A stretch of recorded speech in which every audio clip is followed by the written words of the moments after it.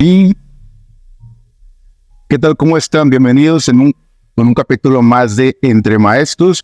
El día de hoy estoy con el maestro, doctor Jesús Antonio Larios. Es un gusto, fuimos compañeros de escuela, en algún momento en la carrera. Un año más tú, adelante de mí. Sé que tienes un doctorado, tienes 2 maestrías y tienes una licenciatura. Las dije en orden diferente, pero sé que tienes ahí estos documentos que te han ayudado pues a la educación. Actualmente sé que das clase en licenciatura a alumnos a nivel de licenciatura y también das ¿en qué nivel? Estoy, en la licenciatura en enseñanza de las matemáticas y estoy en nivel secundaria en 2 secundarias, una en Villa de Álvarez y otra en el municipio de Armería. Híjole, un poco ocupado, ¿no? ¿Cuántas horas al día tienes de clase? Al día, dependiendo del día, pero probablemente son de 5 a 6 horas ya frente al grupo. De 5 a 6 horas frente al grupo diaria. Exactamente, diaria. Antes de continuar, Jesús, quiero agradecer al café aquí en Colima, un café que se llama Café Gourmet, que nos está hoy aquí recibiendo en este espacio. Es un espacio muy agradable. Me voy a tomar un té chai y hace rato me tomé un café. Llevar aquí por aquí. Y pues tiene muchas cosas de aquí de Colima, algunas cosas son propias. Y les agradezco mucho estar sobre Avenida Constitución. Y creo que ahorita voy a pedir el número porque se me acaba de ir, pero está muy fácil de llegar y está muy agradable. Les agradezco mucho y en el café luego te dan galletitas. Entonces, me decías que tienes 5 o 6 horas frente al grupo, un promedio. Un promedio de 5 horas frente al grupo. En la mañana tengo la mayor carga horaria, tanto en la licenciatura como en la secundaria. Y por la tarde doy 1 o 2 horas en la secundaria en la Armería. Tú tienes clase en nivel secundaria. Exactamente. Y tienes clase en nivel licenciatura. ¿Tu perfil? O sea, ¿cómo le haces para decir, ahora soy maestro de secundaria, ahora soy maestro de licenciatura? Porque no es el mismo tipo de alumno y no podría ser el mismo perfil del maestro, en teoría. En teoría, pero sí es un gran reto. Por ejemplo, yo empiezo en la facultad con materias, por ejemplo, como didáctica de la aritmética, didáctica de la geometría analítica. ¿Didáctica qué viene siendo? La licenciatura en enseñanza de las matemáticas se modificó a la licenciatura que teníamos anteriormente y se implementaron lo que eran las didácticas específicas. Con esta idea de la matemática educativa en México, que tiene alrededor de los años 70, de los 60, 70 aproximadamente, se generan lo que son las didácticas específicas. ¿Cómo enseñar matemáticas? En particular el área de aritmética, el área del álgebra, el área de la geometría, de la probabilidad y la estadística, o el área del cálculo. Entonces, cada una de estas líneas son qué herramientas, qué estrategias, cuáles son los errores más comunes, cuáles son los recursos didácticos en específico para cada una de las ramas de las matemáticas. Y esas nuevas materias o esas materias que están implementando, ¿están considerando la tecnología? Porque cabe mencionar que acabamos de sufrir un reto muy importante que fue la pandemia, que nos vino a poner a prueba a muchos maestros, ¿no? En la parte tecnológica, porque, claro, es padre usar el compás, la regla, y usar todo eso que a veces es muy difícil andar cargando de salón en salón con todo de geometría. Yo me acuerdo que tú andabas con el de geometría porque tú eres muy manual. Bien recuerdo que agarrabas el transportador y aquí está a 40 grados y así es todo eso. Pero la tecnología nos viene a ayudar, pero a muchos no nos gusta la tecnología y a otros sí, a otros no. Recuerdo que cuando daba clases había maestros que, vamos a usar esto que se llama aula virtual. ¡Ay, qué flojera! Algunos. Era un cansancio porque pues es estar, de por sí, la preparación te lleva tiempo. Y aparte de estar en el aula virtual, ir planeando, y todavía aparte usar otras estrategias que viene a ayudar en la materia de didáctica de ya una materia en específico, si vienen la parte tecnológica o no. En efecto, cuando se modifica la licenciatura, se implementan ahora 3 materias que tienen que ver con cuestiones de tecnología. Empezamos con lo que es tecnología en educación, posteriormente nos vamos a entornos virtuales en tercer semestre y se lleva lo que es tecnología aplicada a las matemáticas. Entonces, con las tres áreas de tecnología se favorece lo que viene siendo el área tecnológica, que la verdad es que, en efecto, los maestros que estamos formando en esta nueva licenciatura, pues salen con estas herramientas tecnológicas. Pero sumando a eso, en las didácticas, las últimas unidades se lleva lo que son los recursos didácticos. Y una de los temas fundamentales, pues vienen siendo todos estos recursos digitales que el alumno tiene que conocer, que posteriormente los tiene que aplicar con sus alumnos, propiamente dicho. Por ejemplo, en entornos virtuales se hace lo que viene siendo un mock. Los alumnos tienen que diseñar un mock desde la introducción hasta la evaluación. Estos cursos masivos que se dan los alumnos de la facultad, pues tienen ya la capacidad, la competencia para generar uno del área de las matemáticas. Desde el principio hasta... Desde la bienvenida que se le da en un mock hasta la evaluación. ¿Y estos cursos cómo son? ¿Son grabados? Cada alumno escoge la plataforma que ellos quieren utilizar. Algunos se van directamente a través de un Drive, otros solicitan permiso en algunas plataformas ya establecidas, algunos otros se van por Classroom, cómo organizar toda la materia vista desde estas plataformas ya establecidas. Entonces, sí se está favoreciendo mucho la cuestión digital. Y pues sí, en efecto, tuvimos esta situación de la pandemia y vino a modificar absolutamente todas las estrategias que como docentes tenemos que estar implementando. En algún caso, por ejemplo, en armería, pues mis estudiantes no tenían acceso a la tecnología. Es lo que te iba a preguntar, oye, sale un maestro preparado con recursos digitales y tiene toda esta capacidad de innovar. Y llega a una escuela pública donde tal vez ni siquiera hay módulo de computación. Tal vez, en alguna escuela, tal vez rural, que no haya. Sí, o sea, en la secundaria, pues me tocó estar trabajando en armería, en la secundaria Antonio Barbosa Ángel, en el turno vespertino. Okay. En efecto, no tenemos centro de cómputo. Actualmente, pues los alumnos tienen su computadora a través de estos programas que se han venido implementando, pero en aquel entonces los alumnos no tenían ni computadora ni acceso a internet. Entonces lo que hacíamos era de manera periódica, un grupo de maestros íbamos a la escuela a llevar cuadernillos impresos y a dar algunas asesorías sobre algunos temas en específico.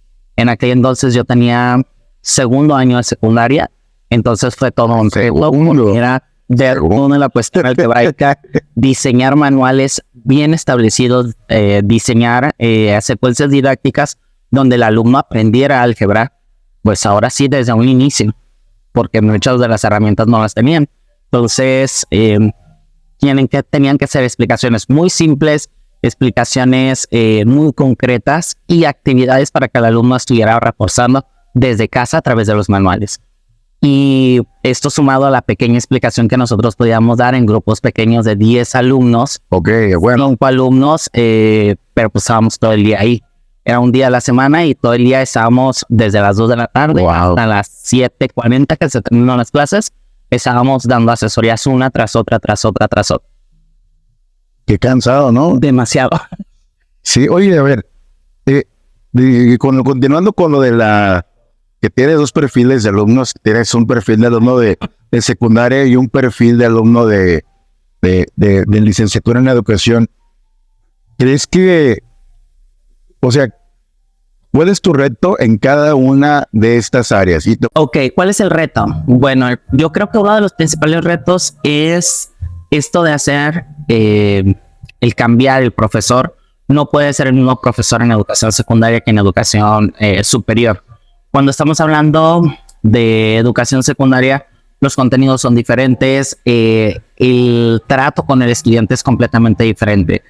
Uno tiene que mantener la disciplina del grupo, porque para empezar, son grupos de secundaria que vienen completamente renovados a como nosotros los recibíamos hace 5 o 6 años.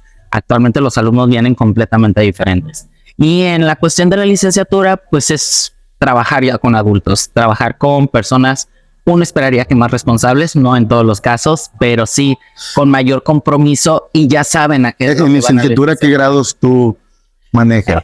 Doy todos los semestres.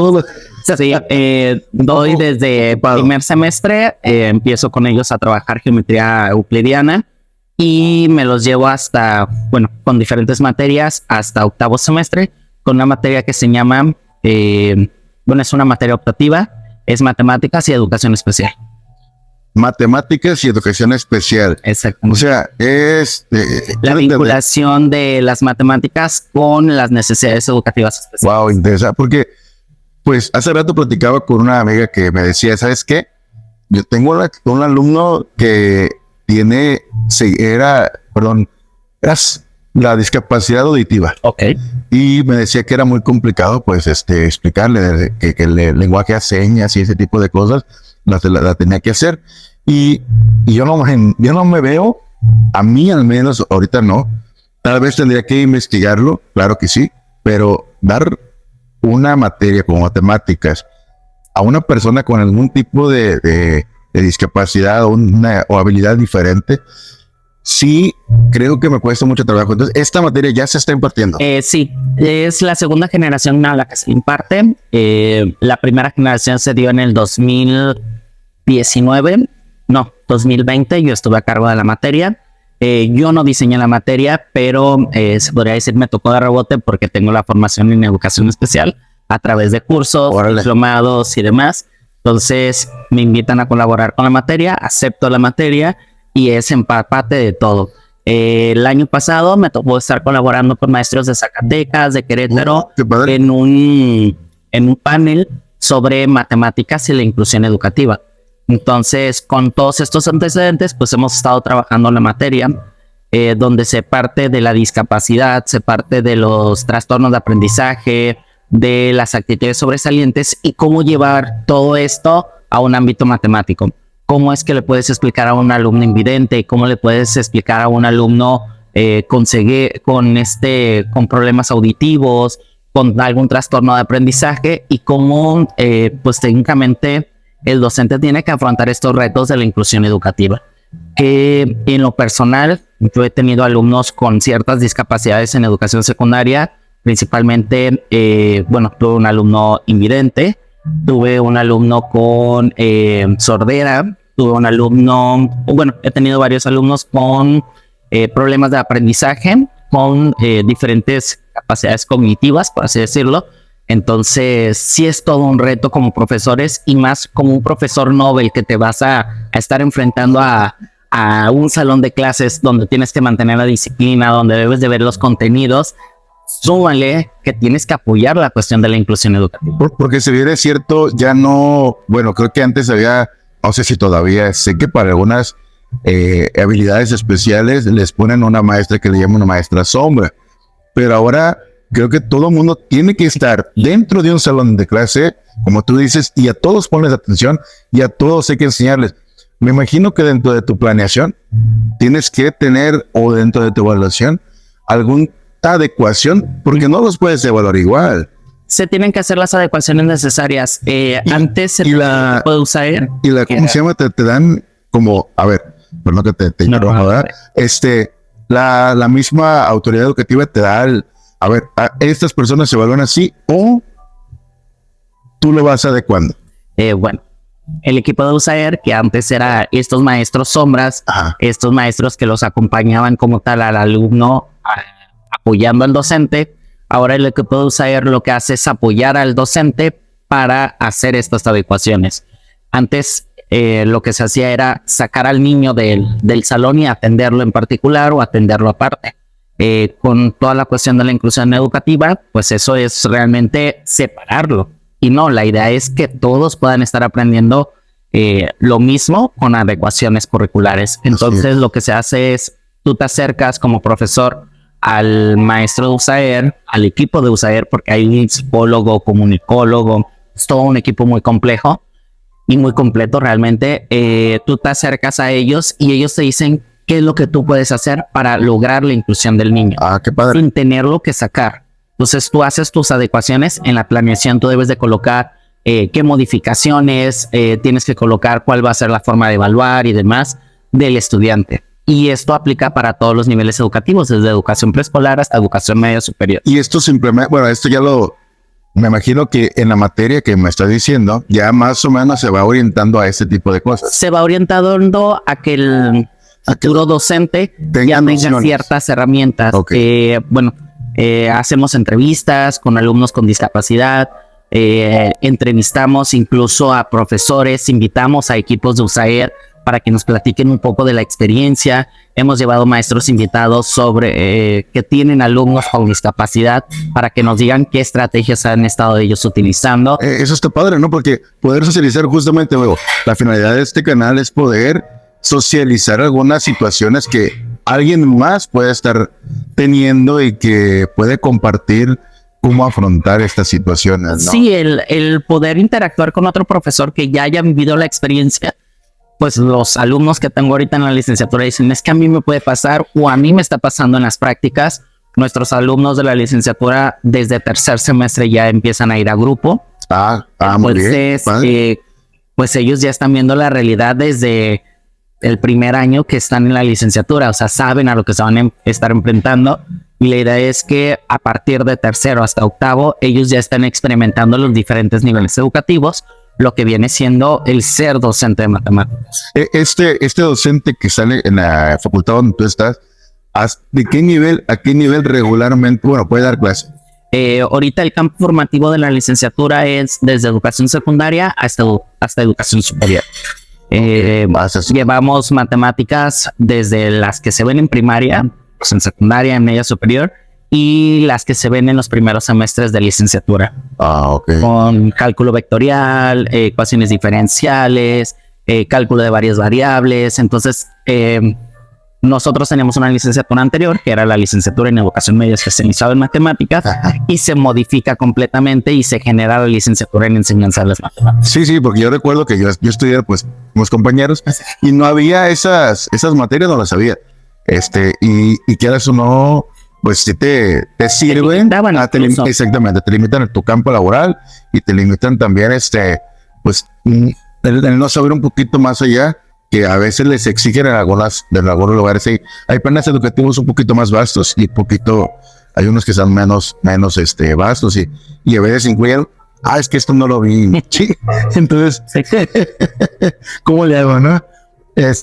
Chuy, tú que estás en la educación secundaria, te decía, tú que estás en la educación secundaria, la parte de imponer, no de imponer, por decir una palabra, por poner respeto, por poner disciplina, ¿se te ha sido fácil, difícil? A mí me costó mucho, yo lo he platicado ya en otras entrevistas, a mí me costó un tiempo entender ciertas situaciones, pero no sé a ti cómo tu experiencia, cómo haya sido, porque...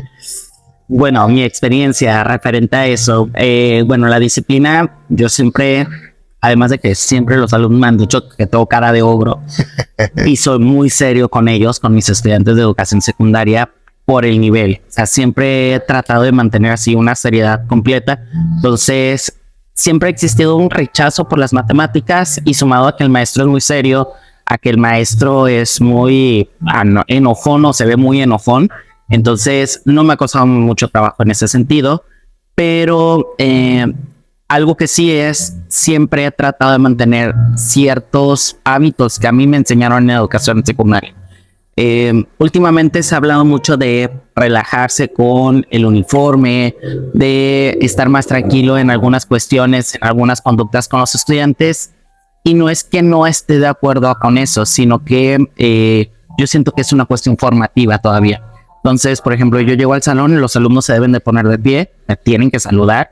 Así como yo los saludo a ellos, porque es parte de la cordialidad, es parte de esta interacción que se deben hacer. Buenos días, buenas tardes. Buenos días, ellos se tienen que poner de pie. Y además es una forma de captar la atención, ¿no? Sí. Y tienen que tener el uniforme, pues bien, o sea, fajados. Me ha tocado alumnos. ¿Tú revisas uniforme? ¿Tú lo revisas? Sí, pero no tiene, por ejemplo, un valor en la calificación. Ok. O sea, oye, hay que algo meramente informativo. Principalmente es eso, o sea, es seguir formando personas de bien. seguir formando ciudadanos que sepan seguir por lo menos algunos tipos de reglas. Digo, aparte de la materia, viene la parte... Independientemente de eso, independientemente de todas las matemáticas que nosotros les podamos estar explicando, es la parte formativa de hay que saludar, hay que tener respeto en los honores a la bandera, todo ese tipo de aspectos que forman al ser humano o que nos permiten estar en sociedad, por así decirlo.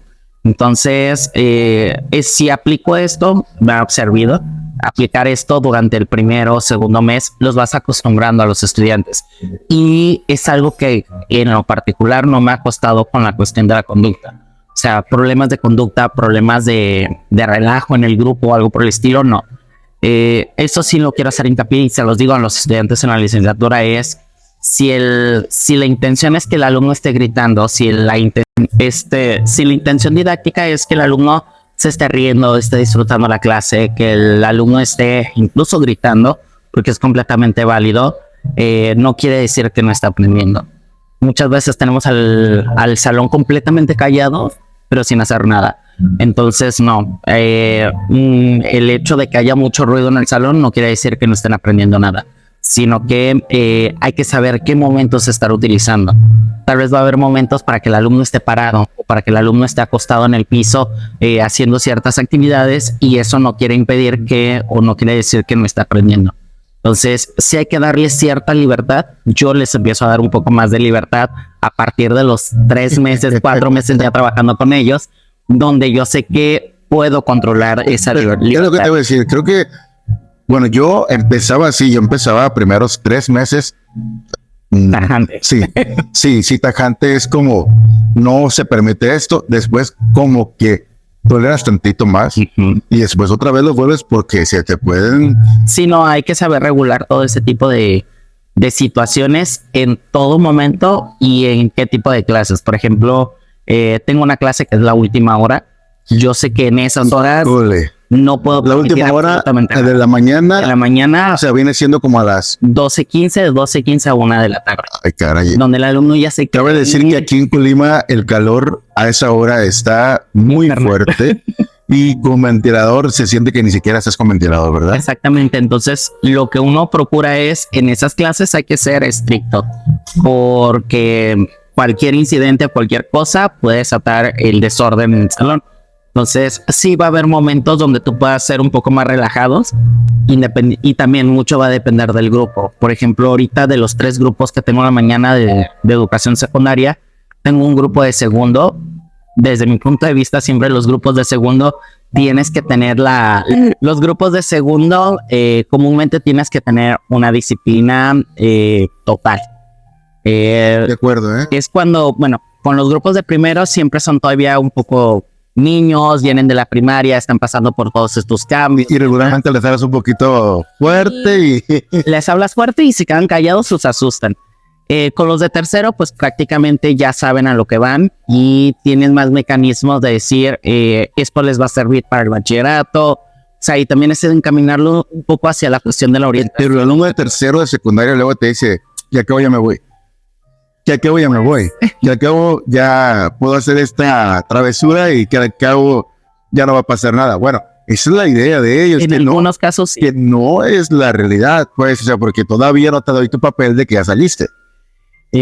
No me ha pasado, te soy sincero, esta parte de querer retar el alumno de tercero, no. Me ha pasado más con segundo porque sí es donde ni son tan grandes ni son tan chicos, entonces se están viviendo todos esos cambios y sí les cuesta un poco de trabajo. Es el sándwich, regularmente sí. Segundo, secundaria es el sándwich que no ni son los más grandes ni son los más pequeños y se sienten medio como que no encajan. Como que no encajan y como que se quieren comer al mundo, o sea, es donde quieren retar a la autoridad. Sí. Entonces, como quieren retar a la autoridad, pues sí hay que ver qué tanto aguanta el maestro, hay que ver qué tanto puedo hacer, entonces sí. Y ahorita tengo un grupo de un segundo A, donde realmente es una disciplina absoluta. Y tengo 2 grupos de tercero que son completamente diferentes. El grupo de tercero D es un grupo genial, uno trabaja muy a gusto con ellos. Tengo los de todo tipo de alumnos muy buenos en matemáticas, que les gusta la materia, alumnos buenos en matemáticas que no les gusta la materia, y tengo alumnos que sí les cuesta mucho trabajo las matemáticas, pero que hacen el esfuerzo. Entonces tengo de todo en ese grupo, pero es un grupo con el que se puede interactuar de una forma muy cordial. El otro grupo sí me ha costado un poco más de trabajo porque hay más individuos que no les gustan las matemáticas y que desde este nivel han determinado que no quieren seguir estudiando. Entonces es de, no es que esto lo vas a ver en bachillerato, y ellos te dicen, ya no voy a seguir. O sea, con un alumno de 14, 15 años que te dice, yo hasta aquí llegué, sí te cuesta un poco de trabajo trabajar, válgame la redundancia, con ellos. Y en la cuestión de armería también me ha costado mucho trabajar con ellos. Esta parte de van a seguir estudiando, hay que ver por un futuro. Muchos de ellos ya están trabajando, trabajan mucho en los peladeros de coco. Cabe decir que Armería es una población de Manzanillo, es un municipio que, bueno, de Colima. Es un municipio de Colima que está un poquito alejado. Bueno, no es tan urbanizado. De la capital estamos a 40 minutos aproximadamente. Más o menos. Sí. Tiene mucha parte rural, ¿no? Según recuerdo. Es un municipio que su actividad principal vendría siendo el campo. Sí. Se dedican mucho al corte de limón, al corte del melón, a toda esta parte. No tiene tiene esa secundaria, ¿verdad? Porque prepas creo que no tiene. ¿Sí tiene prepa? Actualmente tienen secundarias, hay 3 secundarias en todo el municipio. Tienen 2 prepas, están qué bueno. 2 bachilleratos ahí. Sí. Acaban de ingresar, acaban de poner otro bachillerato público por parte de la Secretaría. Entonces, hay alternativas para estudiar. Porque muchas veces el que no tengan a veces, ¿verdad? El pretexto de, pues no hay prepa, pues no quiero seguir estudiando. O no puedo seguir estudiando porque le voy a ayudar a mi papá en el campo. Muchos más bien se basan principalmente en eso, como ya varios están trabajando, apoyando a sus papás en el corte, en el peladero, en las fábricas que hay cerca. Entonces optan por dejar el estudio y enfocarse un poco más hacia la área laboral. Ahorita ya tengo solamente un grupo de 35 estudiantes, turno vespertino. Tengo aproximadamente 15 que van a continuar los estudios. Los demás ya me dijeron que ellos se van a dedicar a otra cosa o van a empezar a trabajar o algo por el estilo. Incluso de los grupos que están ahorita en tercero, alrededor de un 50-60% del estudiantado hizo proceso de admisión para un nivel media superior. El otro 40% no hizo absolutamente nada. Y ahora de ese porcentaje, ¿qué porcentaje de aceptado? Y se va a ir rezagando un poquito. Se van a ir rezagando. Últimamente se ha estado apoyando en cuestión, por ejemplo, de becas, en cuestiones de algunos programas, en los bachilleratos, en los ENSAT, en los telebachilleratos. Allá en cerca de Armería hay 2 comunidades donde hay un ENSAT, un bachillerato de educación media superior, perteneciente a la Secretaría, y hay un telebachillerato que también aceptan alrededor de unos 40, 50 alumnos, abren 1 o 2 grupos, pero aún así no es basta la cobertura que se le puede dar. La Universidad de Colima también tiene 2 bachilleratos, uno matutino, uno vespertino, y mucha de la población que tiene Armería busca salir de Armería, busca migrar. Muchos, si uno le pregunta a los estudiantes si tienen algún conocido en Estados Unidos, en alguna otra parte de migrar por Colima, completo. Migran por completo. Entonces muchos, la idea es que yo voy a salir de secundaria y me voy a ir a Estados Unidos a trabajar. Hay mucha de esa cuestión de, pues por así decirlo, de esa mentalidad de aquí no puedo hacer, voy a hacer en otro lado. Yo sé que, me estás hablando ahorita de una escuela prácticamente rural, urbanizada, más o menos. Sí. Pero también sé que estuviste en un colegio. Sí. O sea, has tenido 2 caras muy diferentes, ¿no? O sea, he tenido varias caras.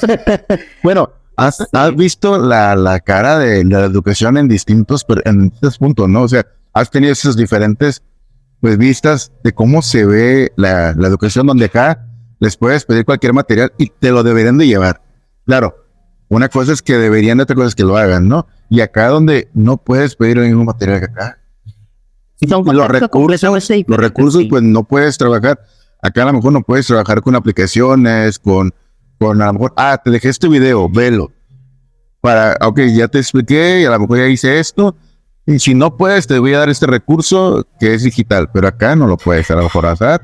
Tanto como acá que sí lo puedes usar, pero creo que luego se pierde el de que, bueno, como tengo esto, pero pues no, es común para mí tenerlo, pues a lo mejor no lo aprovechan. No sé tú,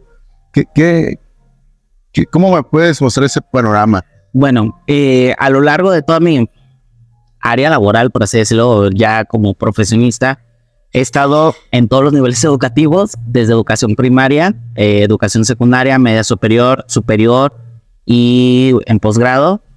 También me he podido ahora sí trabajar con adultos.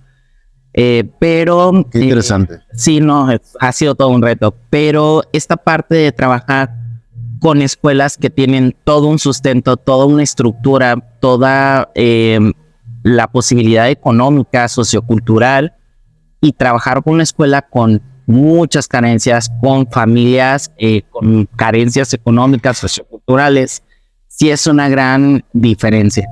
Yo sabía, por ejemplo, cuando estuve trabajando en el colegio, estaba trabajando en una secundaria aquí en Villa de Álvarez, en una secundaria vespertina, y si yo le pedía un material en mi colegio y lo quería pedir en la secundaria, pues no iba a ser igual.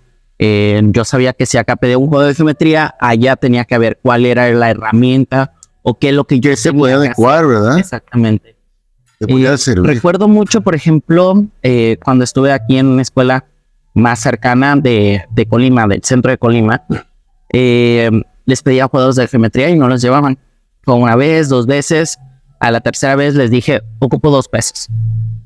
Y todos se quedaron caídos de, el juego de geometría cuesta 12, 15 pesos, maestro. ¿Usted va a poner lo demás? Y no, lo que hice fue, con los 2 pesos que recuperé de los grupos, compré juegos de geometrías y yo cargaba los juegos de geometría. En aquel entonces, pues, uno se movía en camión, en transporte público, entonces ahí me veían con mi cajita de juegos de geometría de un salón a otro salón y de una escuela a otra escuela. Pues sí, si no me lo puedes dar, pues busco la manera, pero... Fue la estrategia que se puso. Pero al final de cuentas, en ese momento. Pero esto tú lo tuviste que ir aprendiendo sobre la marcha. Fueron por situaciones que te fueron dando y que dices, bueno, aquí este problema, ¿cómo lo soluciono? Pues creo que sí fue como lo solucionaste, ¿no? Que sí, bueno. Muchas de las soluciones o de las estrategias que nosotros implementamos en el grupo es a partir de la necesidad que vemos con nuestros estudiantes o a partir de todo este panorama que muchas veces logramos identificar ya que empezamos a convivir con los estudiantes. Por ejemplo, me di cuenta de que pedir un juego de geometría de 12, 15 pesos a mis alumnos significaba que ellos no comían ese día en la escuela. Entonces era... qué complicado, ¿no? Sí, no, era de, bueno, no te lo voy a pedir, yo lo voy a comprar, yo los voy a traer, pero hay que cuidarlos. Y eso también marca la diferencia y es lo que genera un vínculo con el alumno. Por ejemplo, esta parte de decir, aquí está el juego de geometría, tú cooperaste 2 pesos, pero yo cooperé lo demás. Y era de, lo voy a cuidar, maestro. Y le cuidaban. Porque es algo tanto tuyo como mío. Exactamente. Entonces, los alumnos estaban conscientes de que el juego de geometría era de ellos, pero que también, además de ser de ellos, eran de los demás compañeros del grupo o de los otros salones.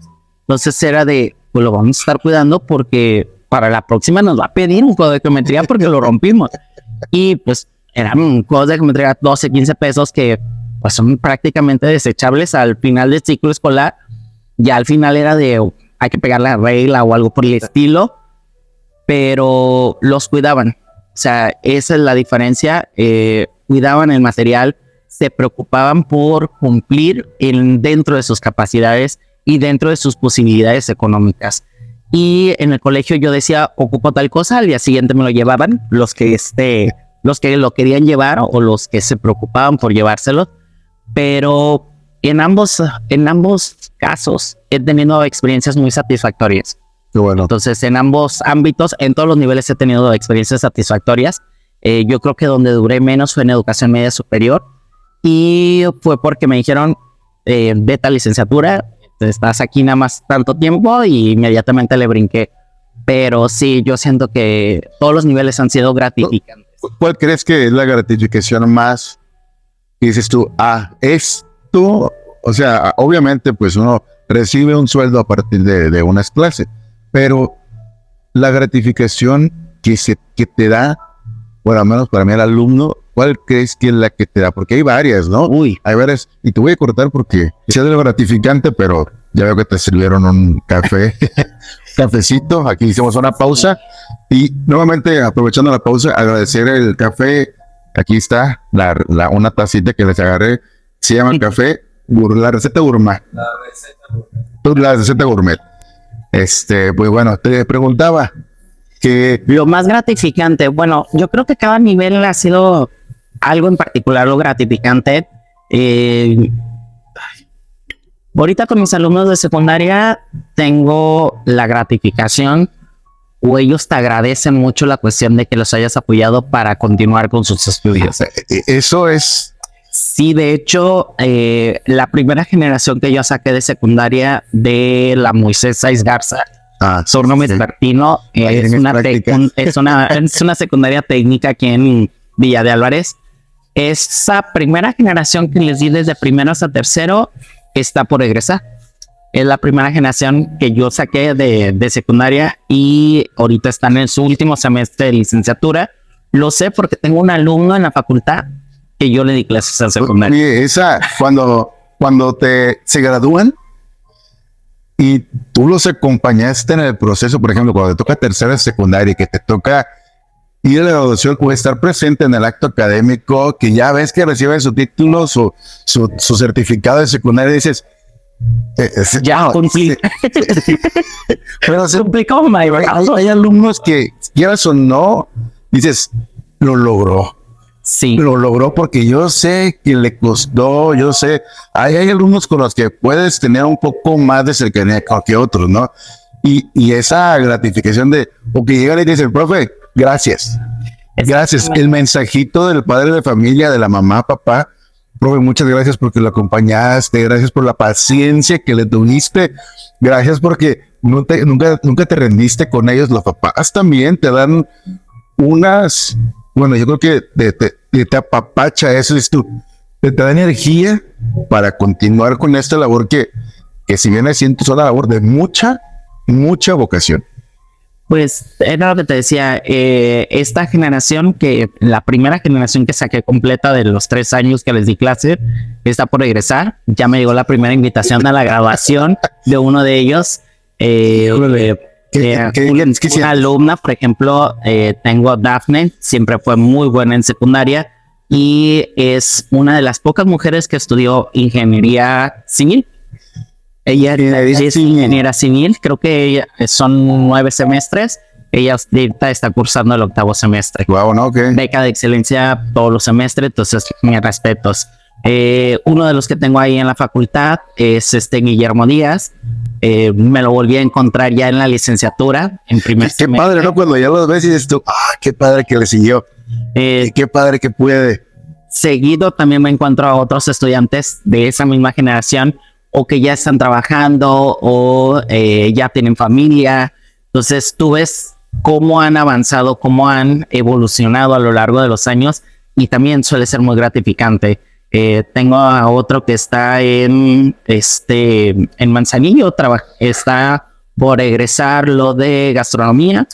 Tengo a otro que está aquí en el TEC de Colima. Secundaria y se fue para allá. Estudió secundaria aquí, estudió el bachillerato aquí, y cuando hacen proceso de admisión se va a gastronomía.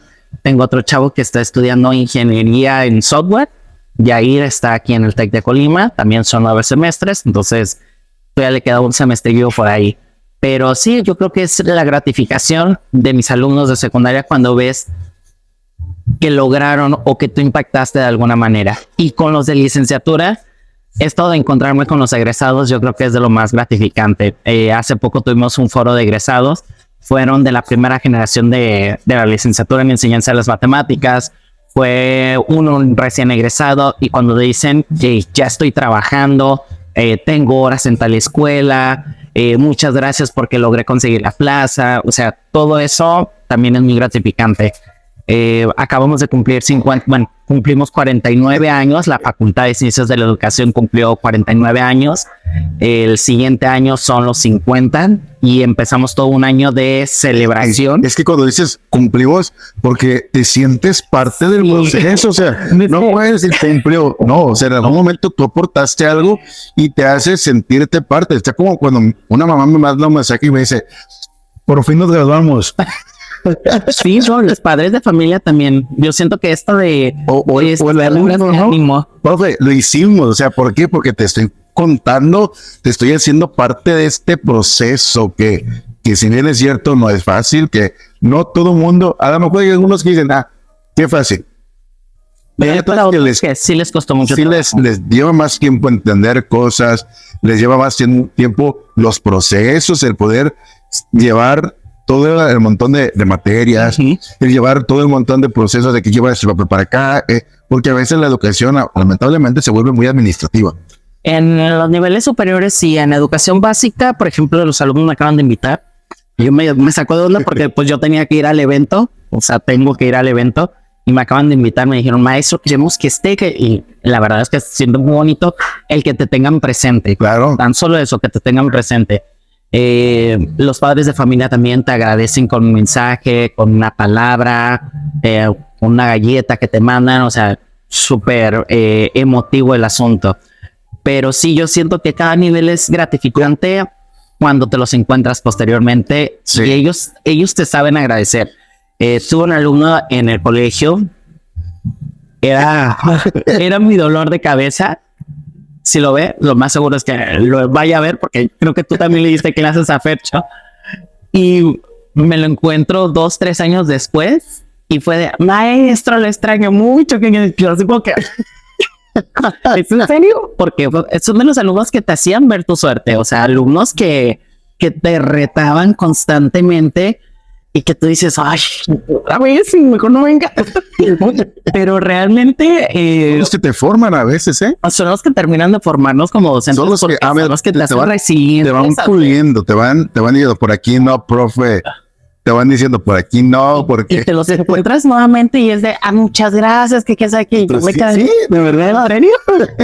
Sí, hasta me sacó de onda el saludar a Fercho. Pero sí, o sea, muchos estudiantes que me los encuentro posteriormente te agradecen el que incluso hayas sido duro con ellos, que los hayas... Yo creo que agradecen mucho más que sea uno duro, estricto, hasta cierto punto estricto o exigente, y no esa parte como... te voy a dar chance. Porque el maestro Barco. Porque caes bien ese día, caes bien ese. Sí, clase libre. Pero, vamos. Ahí. Pero no hay un. A lo mejor tú el profe, sí, yo voy a hacer lo que quiera con él, ¿verdad?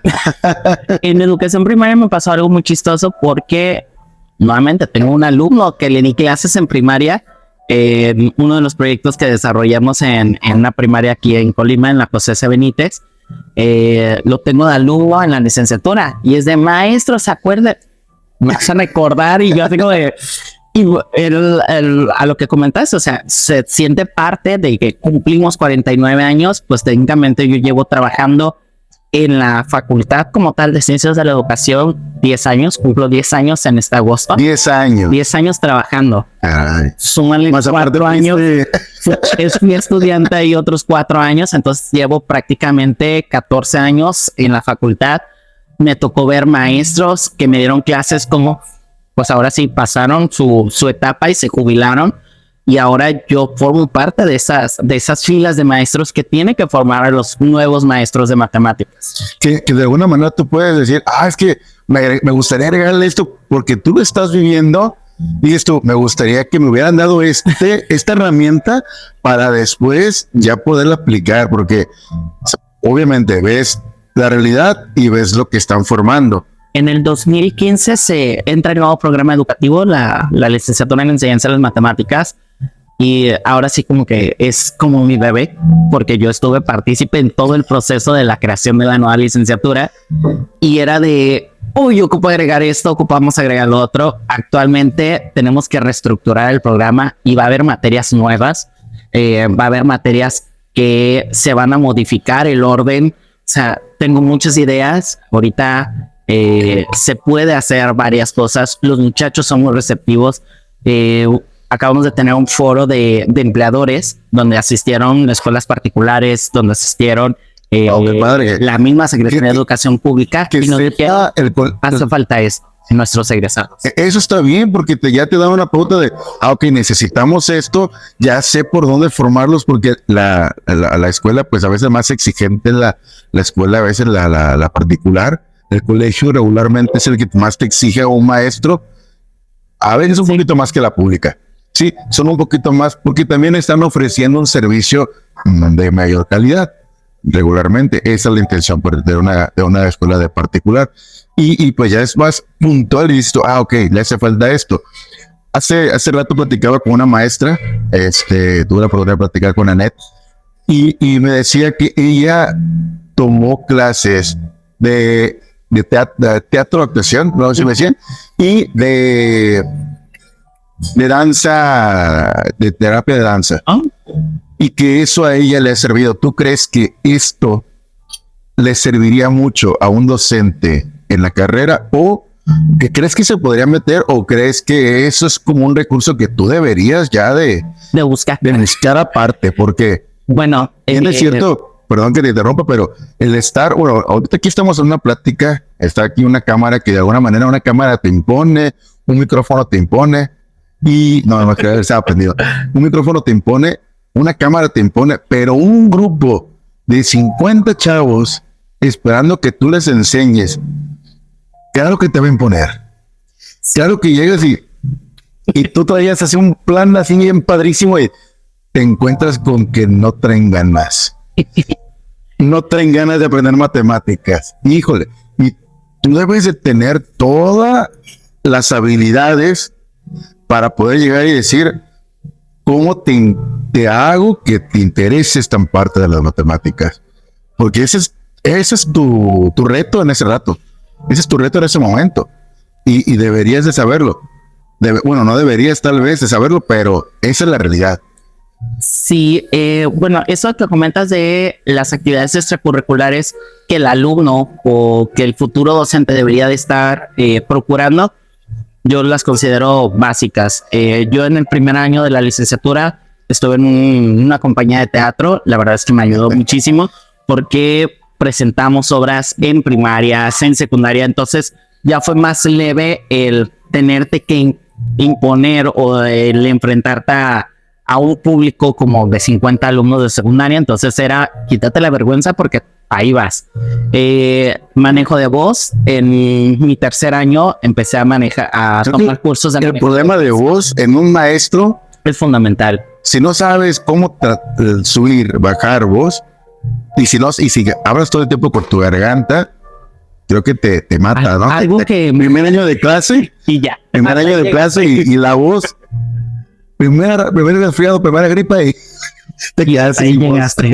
Sí, ese curso lo tomé independiente a la licenciatura. Yo busqué el curso, me lo recomendaron, asistí al curso y la verdad es que habla desde el diafragma, hicimos algunos ejercicios, fue muy completo y la verdad es que me ha ayudado mucho.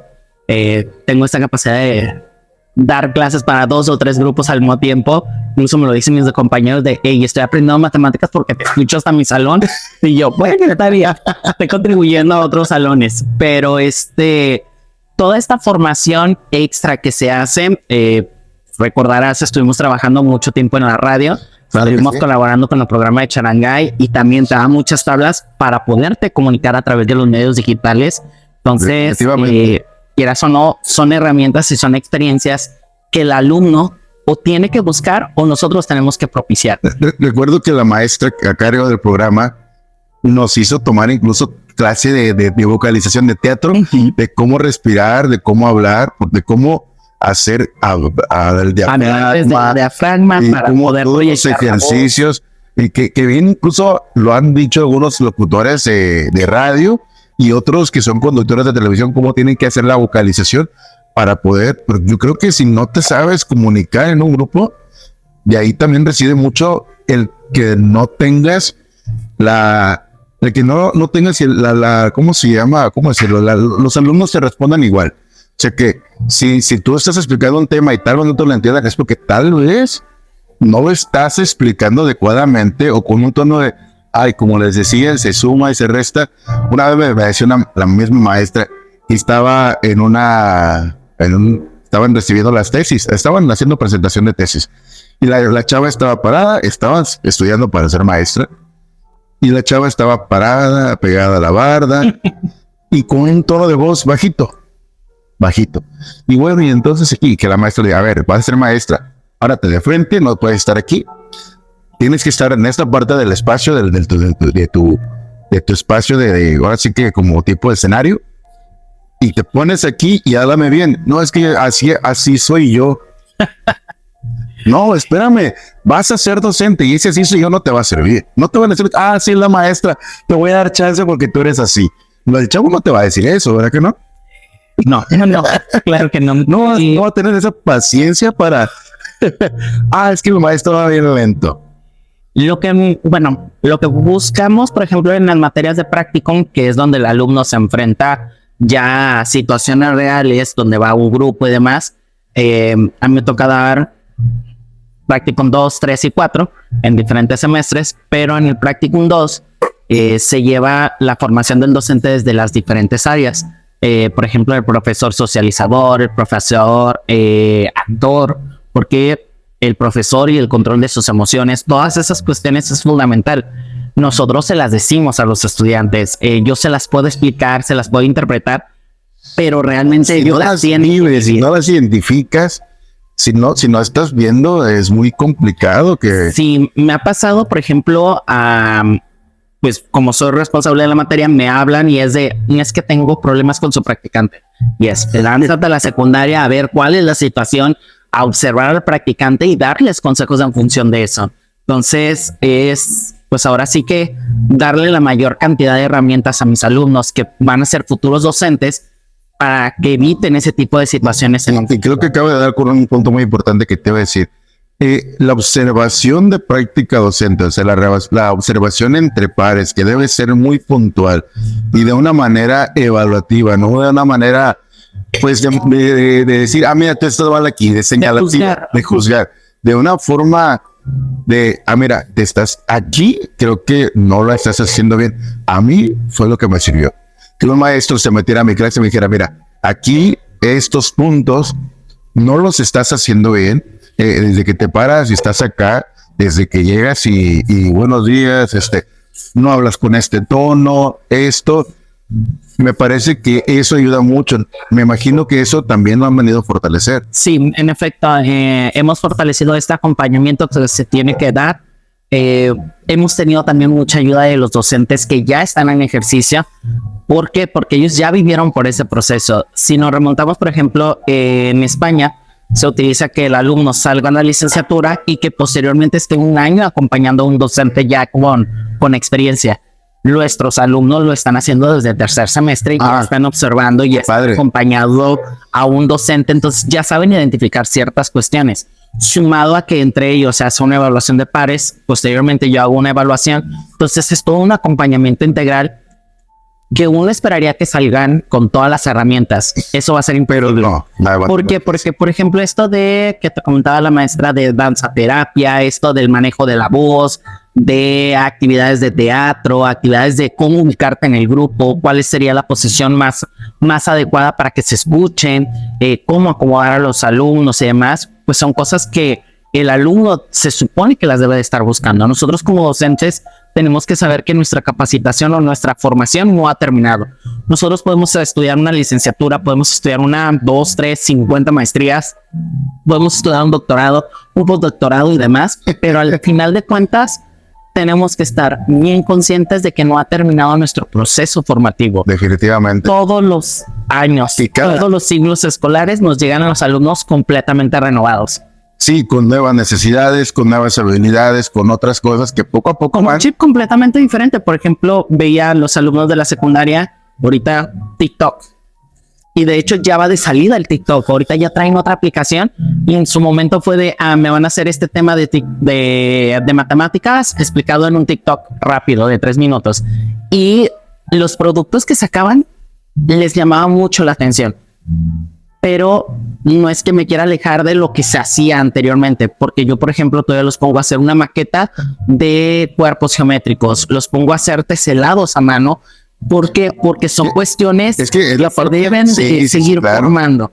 Ok, incluyo cuestiones tecnológicas, claro que sí, no estoy peleado con la tecnología, las voy incluyendo Como poco una a poco, pero sin dejar atrás mediana, todas las ¿no? herramientas anteriores. Te voy a pausar.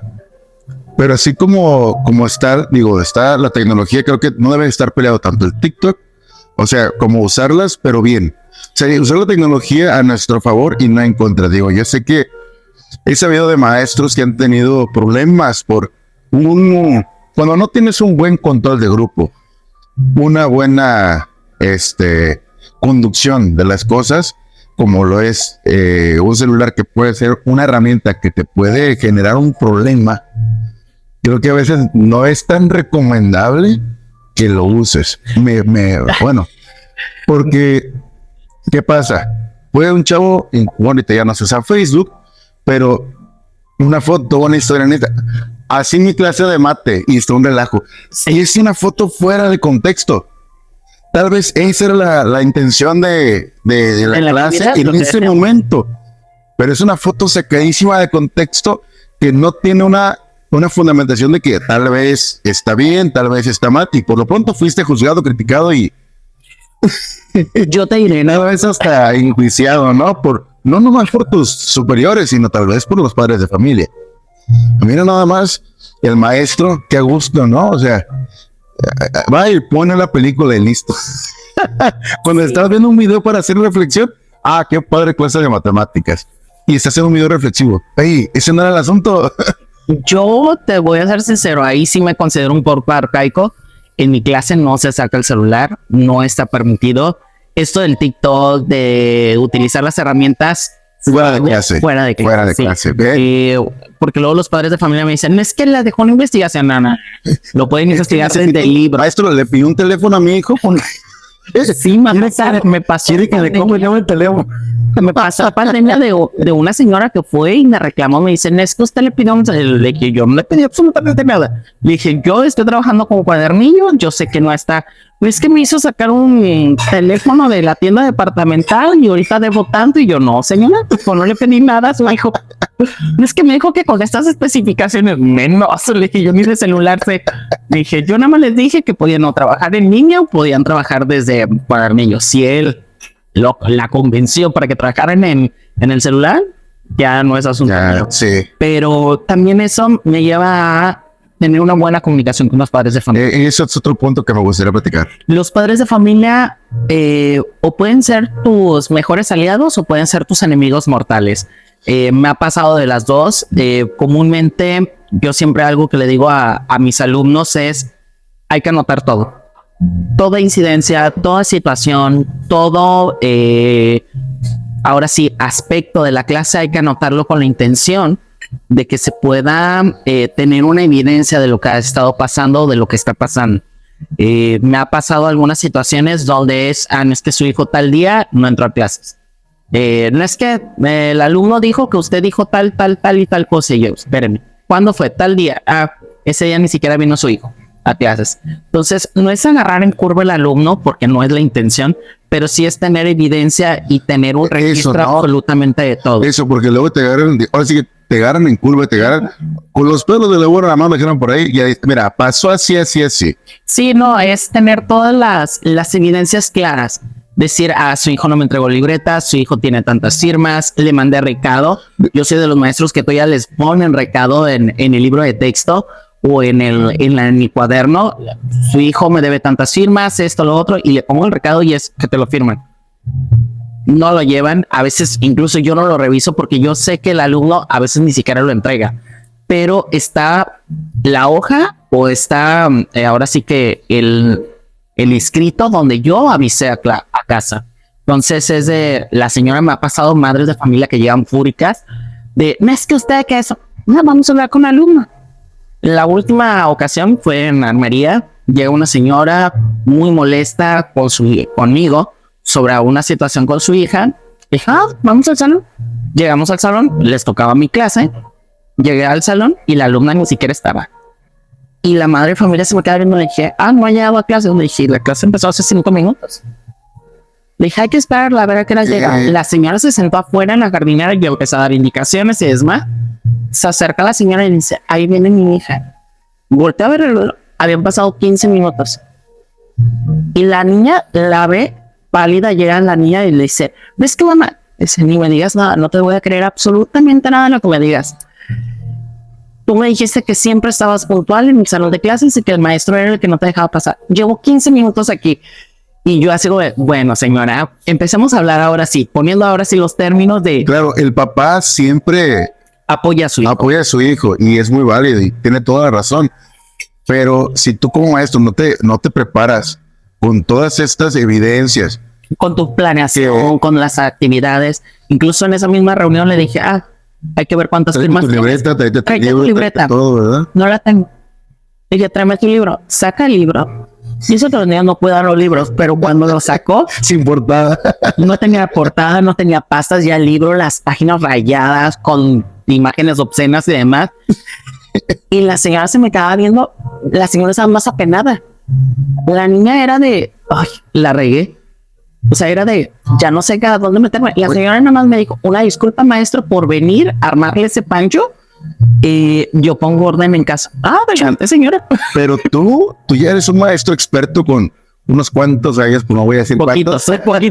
Unos cuantos años en la experiencia docente. Sí.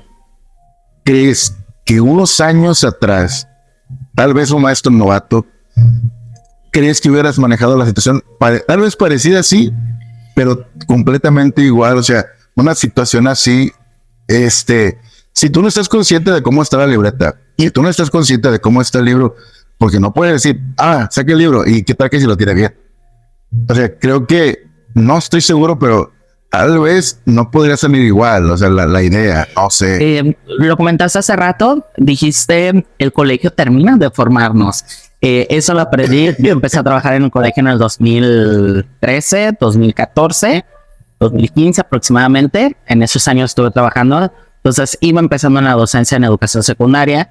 Entonces, muchas de estas herramientas me las dan desde la parte laboral, de decir, hay que tener un control. Entonces, sí era un poco, ¿cómo decirlo? Rígido en esas cuestiones desde mi práctica docente, pero en el ámbito laboral ya empecé a ser más rígido, más estricto en ese sentido y llevar un registro absolutamente de todo. Entonces yo creo que hace 5 o 6 años no me hubiera pasado, tal vez no hubiera pasado de la misma manera y hubiera controlado la situación de manera diferente, pero al final de contenida, pero no igual, ¿verdad? Exactamente, ahorita sí era me sé el historial del estudiante y te estoy diciendo que tengo3 alrededor de 210, 220 estudiantes en los 3 escuelas. Y te apuesto que si te pregunto de uno, me vas a decir casi todo su historial. Sí. Sí. Desde cómo es, desde cómo se comporta, si llega puntual, si llega tarde. Y creo que así como tú, hay un montón de maestros que regularmente conocen hacia esos alumnos, pero hasta ahí. Y a veces no hay un poquito más allá, o sea, pero siento que luego esa parte de conocerlo no se les da. Sí. Como te decía, pues esas herramientas nos ha dado lo que es ya el trabajo, la parte laboral, creo que nos ha terminado, bueno, no nos ha terminado, nos ha dado más herramientas y más presencia, pues más presencia de herramientas docentes, que yo creo que un colegio te da más, a veces no sé la parte de la escuela pública, pero por la exigencia a menos los procesos son más rápidos. O sea, termina de formarte en alguna situación. Sí, claro. Y yo lo que me gustaría ir cerrando, porque pues la verdad tenemos mucho que aprender de ti y además creo que mucho que compartir. Me gustaría porque hay cosas que me gustaría platicar, pero creo que ya tienes un poco pues te alargó mucho la charla y no quisiera que sea tan extensa. Me gustaría que al menos nos dijeras o me dieras tres consejos. Sino 3 tips para maestros nuevos, para alumnos y para lo que son papás. O sea, lo que crees que como de tu punto de vista nos puede servir para cada uno de ellos. Bueno, para los padres de familia, por ejemplo, acercarse siempre al docente, siempre estar en comunicación con el profesor es fundamental. Conocer las dos versiones. Sí, yo siento que al final en la secundaria ya empieza el papá a alejarse un poquito. Sí, pero yo siento que no es lo esencial. Hay que siempre estar al pendiente de los alumnos. Conocer las dos versiones, porque muchas veces nos quedamos con la versión solamente del alumno o solamente del profesor, y eso tampoco es bueno. Es conocer las dos versiones y el llegar a acuerdos, en acuerdos con los hijos, con el docente, y ver o sentarse a platicar un poco sobre cuál va a ser el plan o el trayecto con el alumno. Para los estudiantes, que se planteen o que se organicen. Bueno, primero que sean organizados en todos los aspectos. Todo lo que nosotros como docentes les queramos enseñar les va a servir para algo. No es nada más decir, no es que el álgebra, ¿para qué la voy a utilizar? Porque es la pregunta de, ¿para qué me van a servir las letras y los números? Sí, ahorita no ves la significancia, pero en un futuro la vas a ver. Definitivamente, Esta parte de planearse o tener un plan de vida también es fundamental. Yo sé que ahorita no piensan en su futuro, pero en unos años lo van a tener que visualizar y van a tenerse, ahora sí que plantear y estructurar qué es lo que quieren hacer de su vida. Y que disfruten también, que disfruten mucho la secundaria, porque es una experiencia completamente única, y que estén conscientes de que el maestro no es su enemigo. El maestro va a ir a apoyarlos hasta cierto punto. A veces creemos que es como maestro, creo que a veces cometemos el error de hacerlo personal cuando no es tan personal el asunto. O sea, a veces las situaciones no ayudan, pero nunca es personal ni el chavo contra ti. Y como maestro y como adulto que somos, no deberíamos de caer en eso, ¿no? En el de que, es que el chavo ya... No es contra mí. Ajá. O el maestro la trae contra mí. Tampoco de aquí para allá debería ser personal de que, es que nada más a mí me dice cállate. Es que nada más a mí me dice siéntate. Se les pasó. Muchos alumnos lo consideran así. Lo consideran así, pero la realidad es que no siempre es así. Y para los maestros nobles, para terminar, ¿qué les aconsejaría? Bueno, uno, no pierdan la paciencia. Siempre tenemos algún alumno, o a un Kevin, a un Bruno, que fueron los alumnos que yo recuerdo que fueron los más insistentes y que fueron los que me sacaron a un Fercho. Siempre van a tener a uno así. No perder la paciencia, siempre conocer o tratar de generar esta empatía con el estudiante. Esa sería una. Dos, acercarse a un maestro que tenga mayor experiencia. Siempre es bueno acercarse al docente que ya está a punto de jubilarse, al docente que ya tiene algunos años de experiencia, y que conozcan qué estrategias están implementando. Y tres, si esto les apasiona realmente, que sigan aprendiendo. Nunca dejamos de aprender, desde el simple hecho de aprender a tocar guitarra, desde el simple hecho de conocer una estrategia nueva, cualquier tipo de actividad, siempre contribuye a la formación del docente. Yo creo que sobre todo eso de observar maestros, observar perfiles de maestros, porque hay maestros que tienen un perfil muy estricto y les funciona por su personalidad. Hay maestros que son muy, muy relajados, pero sabe el maestro exactamente qué está pasando en cada uno de los espacios del salón. Cada quien sabe su toque y le imprime su estilo. Y creo que después de esas observaciones, decir, creo que a mí me sirve de aquí, creo que a mí de acá, pero si no haces la observación, creo que te quedas ahí como que hago, que te vaya. Y yo creo que todavía más aún, le voy a abonar un poquito lo que dijiste, que le digas, oye, Chuy, ¿qué estoy haciendo mal? Métete. O sea, sin pena, sin que se te quite eso de que, es que me va a observar y me va a decir, me va a juzgar. No, dime que me estoy equivocando, dime en dónde estoy haciendo mal las cosas para poder enriquecer mi clase. Práctica docente. Pues, Chuy, muchas gracias. Ojalá se dé otra plática contigo, porque digo, hay muchos temas que me gustaría tratar. El tiempo ya no nos da para más hoy.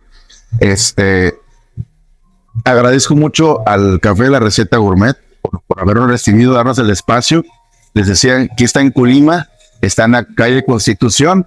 Aquí en un local muy padre, está unas sombreritas afuera y tienen muchas cosas muy padres. Yo voy a llevar esta cajeta, me dijeron que hay una cajeta de café aquí que es muy rica. Yo me la voy a llevar al ratito. Gracias, Chuy. ¿Alguna otra cosa que quieras comentar? No, agradecer y que sigan el canal. Gracias. Nos vemos en Entre Maestros, ¿sale?